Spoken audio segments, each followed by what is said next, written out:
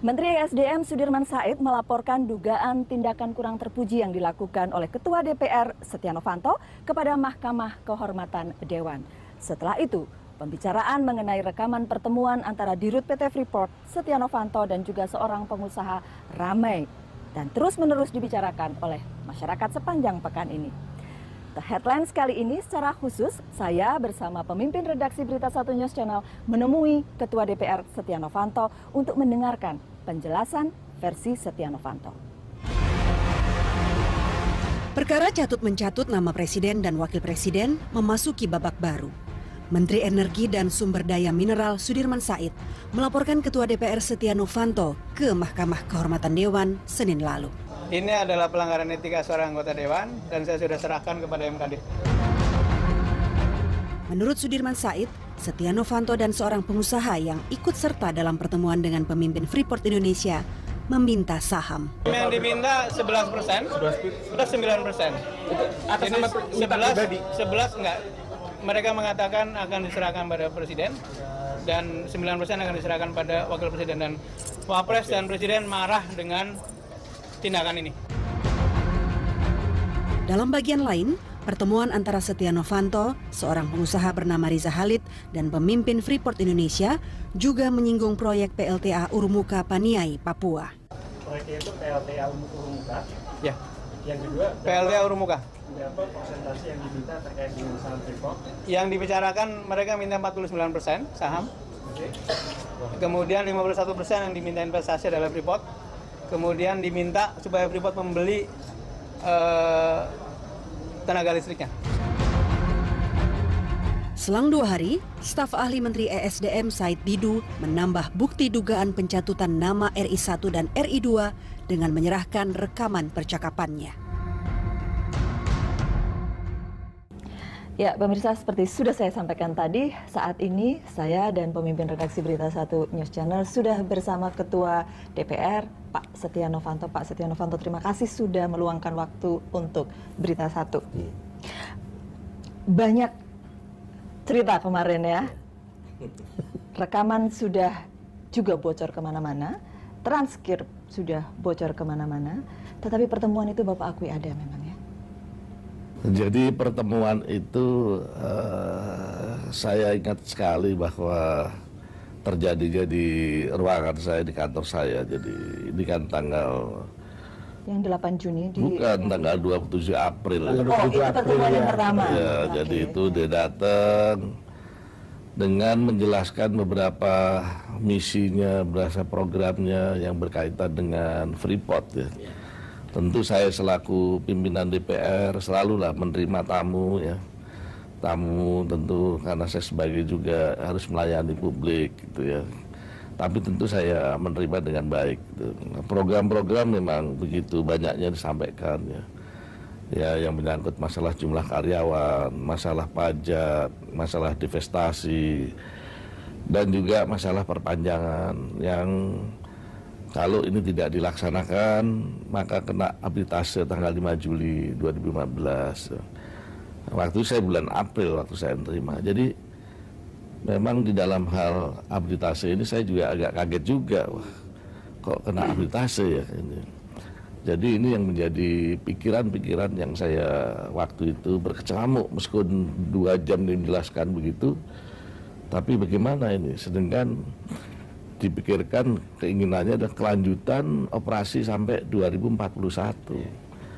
Nah, dia jelaskan bahwa ini harus diperpanjang sebelumnya karena ini 2019 sampai 2021 ini akan harus syaratnya harus diselesaikan perpanjangan gitu. Ini yang membuat saya tentu berpikir karena ya seorang dirut, seorang perusahaan multinasional, perusahaan besar dari Freeport ya, dan ini tentu tidak ada hubungannya dengan Indonesia, kerjasama dengan Indonesia mengenai masalah royalti dan lain-lain, tentu ini menjadi hal yang saya pikirkan. Artinya setelah ada pertemuan pertama dengan isu akan ada arbitrase, kemudian ada kebutuhan pada pertemuan kedua dan ketiga. Ya, tentu pertemuan itu karena saya selaku biasa dengan presiden ya, itu dalam rapat-rapat kerja ya bersama-sama pimpinan saya yang lain itu biasanya ada beberapa hal-hal yang isu-isu yang terus tentu kita sampaikan ya. Termasuk soal Freeport ini sendiri. Nah, Freeport itu tentu karena ini merupakan juga bagian daripada hal yang perlu kita ingin tahu apa sikap pemerintah, karena kita tidak bisa menyetujui sebelum sikap pemerintah itu disampaikan kepada kita. Ini kan DPR ini nanti persetujuan terakhir setelah pemerintah setuju gitu. Pak Nov, pertemuan pertama pihak Freeport meminta bertemu dengan Pak Nov begitu.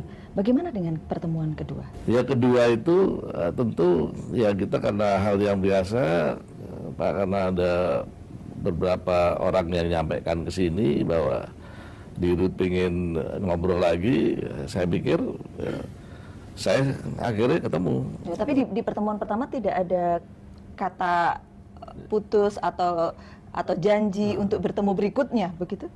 Ya beliau sih dari harapannya itu tentu sangat mengharapkan sekali bahwa ini ada jalan keluar, karena ditanggung jawab sebagai Dirut tentu dia ingin sekali dengan kedatangan ke sini tentu mengharapkan untuk bisa ini ada jalan keluar dari pihak pemerintah. Pak Nov, karena kemungkinan kan orang mengatakan pertemuan pertama terlihat bahwa ini ada masalah, lalu kemudian pertemuan kedua makin jelas, pertemuan ketiga lalu kemudian dianggap mungkin itulah yang misalnya Pak Nov atau teman Pak Nov yang kemudian ikut serta Pak Riza yang ikut dalam pertemuan yang kemudian ada rekamannya itu, lalu melihat ada peluang Freeport sangat membutuhkan, lalu kemudian Pak Nov maupun Pak Riza mau membantu, kira-kira begitu. Itu kan anggapan umum ya, kira-kira begitu.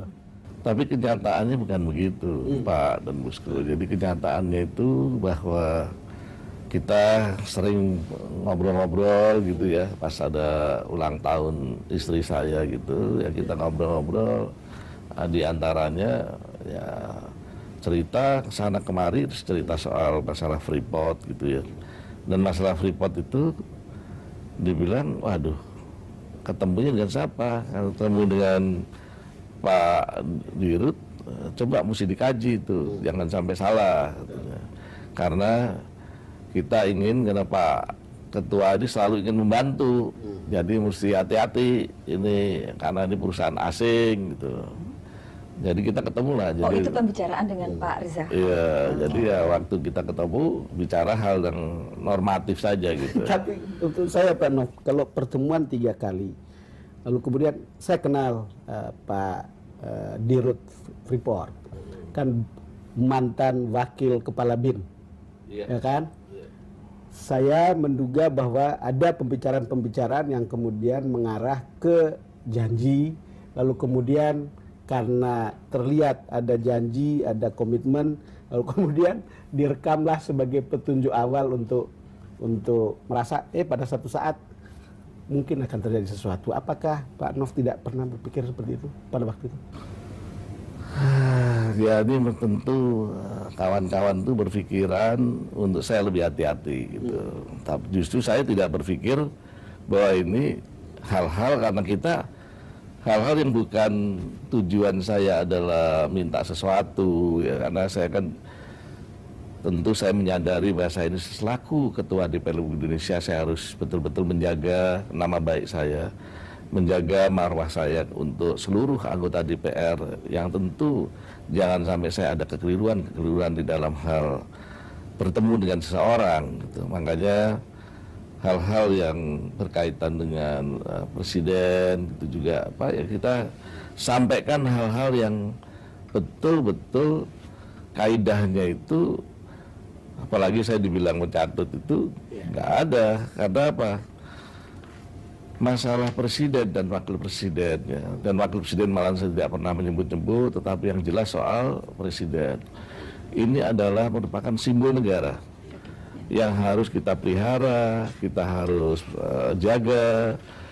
Apalagi presiden itu kalau ini untuk kepentingan yang berkaitan dengan Freeport, yang mana saya juga ya di dalam hal saya ketemu dengan pimpinan menanyakan hal yang juga menanyakan selalu kita isu-isu kita tanyakan gitu. Pak Nof, ketika pertemuan pertama, apakah sudah terasa oleh Pak Nof bahwa ada besar kemungkinan atau memang sudah nyata bahwa kemudian Freeport meminta bantuan untuk kemudian juga menyelesaikan perpanjangan operasional? Saya masih berpikir itu bahwa ada hal-hal yang sangat besar yang harus diselesaikan oleh pihak Freeport gitu. Tidak mudah untuk itu diperpanjang karena kalau saya kan ada feeling ya, kalau sekarang ini dia harus menyelesaikan masalah pembangunan smelter. Dia harus menyelesaikan beberapa hal mengenai CSR atau tailing dan lain-lainnya.